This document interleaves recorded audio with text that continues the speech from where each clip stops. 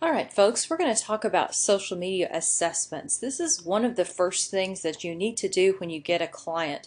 Besides interviewing them to get some organizational history and background and seeing what kinds of campaigns they've done in the past, you want to get a good grasp on what they're doing in terms of social media, what's worked and what hasn't worked, and sort of their current status. So the first thing you want to do is figure out what channels they're using and how they're using them, and if they have been successful or maybe not so successful at something. If they're not measuring their data, which chances are they're probably not, many organizations don't, you'll need to figure out how you will measure them moving forward so that you can collect some good data. And you want to measure those channels at least on a quarterly basis to track the progress, so that if you need to make some tweaks or fix some strategies, you can do that without wasting too much time putting out posts that just don't hit the mark. You want to do an inventory of everything they're using, the formats, the channels, how they're being used, what kinds of messages they're putting out, are they soliciting feedback, are they updating frequently or not so frequently, are they engaging anybody, and do you know if there is something that's increasing the traffic or the consumer base, what that might be. So kind of take a little inventory to find out what's being used. And then you want to look to see, okay, what's performing well, if anything? Is there something that particularly got lots of engagement, lots of likes and comments, retweets, some kind of action? And then can you think about how you might want to integrate those kinds of posts or tools more, since they did seem to be successful for you? What's not working so well? What posts really fell flat, didn't get any kind of traction? And if they didn't, then can you figure out why? Was it not the right audience? Was the messaging off? Was it the wrong social media platform? Was it when it was posted? What is it that made it not get any sort of traction?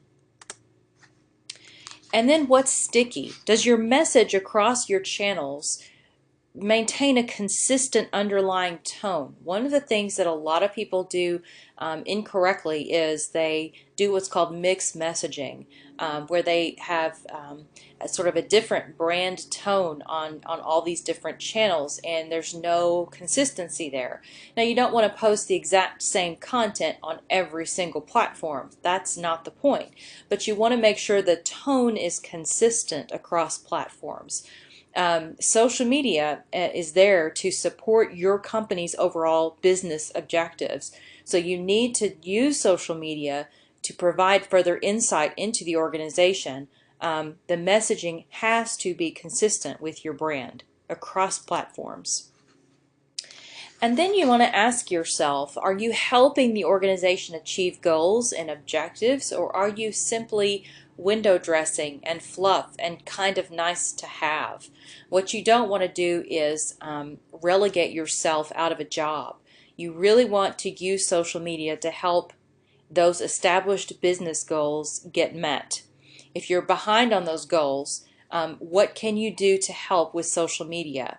Is the social media performing as you want? Or are there certain aspects that are maybe becoming more prominent than others that you can play up? Or are you deviating? Are you getting away from your core message and not really getting what you want out of social media? So make sure that you're not just this thing that's nice to have and looks cool and good, but that you're actually influencing and driving the objectives and the goals the organization has. Now, this is a list of, it's called a 10-step social media assessment by a gentleman named Jeffrey Adler. And he says these are the kinds of questions that you need to ask yourself as you start to think about what kinds of social media tactics and things can we actually accomplish as an organization. The first one you need to ask yourself is, what do we get out of it? What's the benefit? Then, who is the target user and what is their benefit? You've got to put yourself in the shoes of your buyer persona. Who is it and what do they want? What problems can we help them solve? How can we manage this social media? Who's going to do it? And do we have the resources? What if we don't do it well? What are the implications of an unsuccessful campaign? How would we recover from that? How does the campaign fit into our bigger picture? And the whole point of this class is to help you learn how to integrate some of these social media tools into a larger, comprehensive advertising and public relations marketing campaign. So how does social media fit into all of that? Where should we be and what tools exist to support our efforts? You have to be very strategic on what tools you choose to use, because for a lot of your organizations and the campaigns that you've chosen to do, they don't have a lot of resources. They don't have a lot of funds. They don't have a lot of time.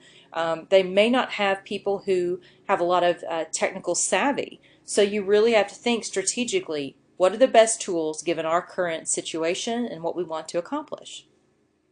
What specifically do we want target users to do? Do we want them to vote? Do we want them to come to an event? Do we want them to buy more products? You really have to think about what's the overall objective. What are our success metrics? If you've set up your objectives for your campaign well, this is very easy to answer. Maybe you want to increase engagement on your Twitter feed by 20% by a certain date. Well, there you go. That's what success looks like to you. Then what additional data can we gather? What other information sources do we need in order to get to where we want to go? And how frequently should we analyze the data and revisit the initial strategy? That's the evaluation step. So those are 10 questions that if you can answer those, chances are you're going to be on the right track in developing your campaign. Then the next few slides that I want to show you are part of an assessment template that was developed by a woman named Lori Taylor. She has basically her own system of social media auditing, where she will go to a client and sort of assess what their digital footprint is. So it's really helpful to take an in-depth audit of what social media you have, how it's being used, and also to take a look at what your competitors are doing. That's a very key component, and she includes that. So if you want to take a closer look at this particular template, go to the PowerPoint section on Blackboard and take a look at this PowerPoint, and you can go through and see she's got what do they do in terms of social bookmarking, do they have any blogs, do they have an email strategy, an e-commerce site, what are their competitors doing, and then she makes notes. So here is one in particular for Twitter. Can the profile be improved, she asks. Do they have a customized profile? Do they cultivate lists? Do they have an influence score on Clout, and what is that? What's their engagement level? And how do they integrate all of their other tools into Twitter? And then their analytics. So, and then also, here's what their competitors are doing on Twitter. So that will give you, if you can kind of go through that process with your clients, that will really help set you up for a successful campaign.